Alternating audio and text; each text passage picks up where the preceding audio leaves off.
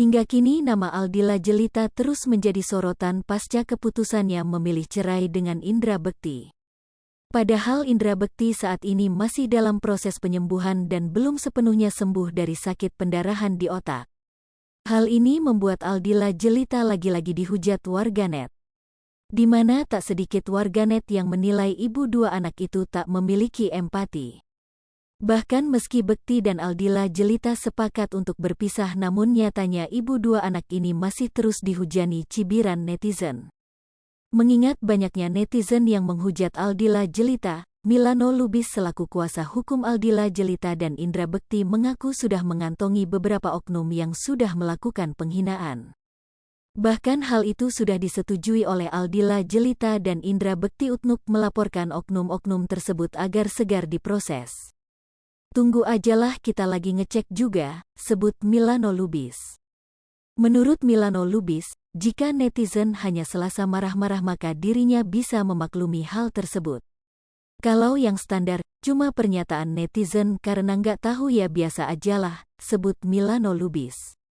Namun ia akan siap melaporkan netizen ke polisi jika ada komentar yang bersifat menggiring opini. Kalau yang sifatnya udah menggiring opini nah baru, sebut Milano Lubis.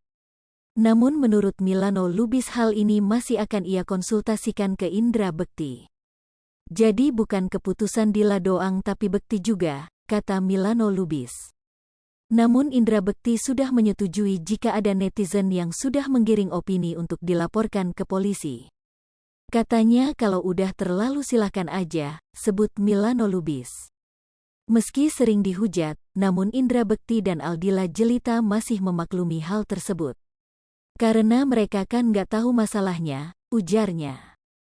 Hingga Milano Lubis mengimbau agar masyarakat tidak menggiring opini yang tidak baik. Karena ini kan masalah pribadi, karena kalau kalian komentar buruk, dampaknya bisa berdampak ke anak-anak, sebutnya. Sementara itu, Aldila Jelita mengaku sedih dengan hujatan netizen yang lebih banyak ditujukan kepada dirinya. Sedih pasti sedih karena kok banyak yang sok tahu banget, pungkasnya. Sementara itu Indra Bekti mengaku sedih ketika memilih jalan berpisah dengan Aldila Jelita. Tapi ya doain aja yang terbaik, katanya.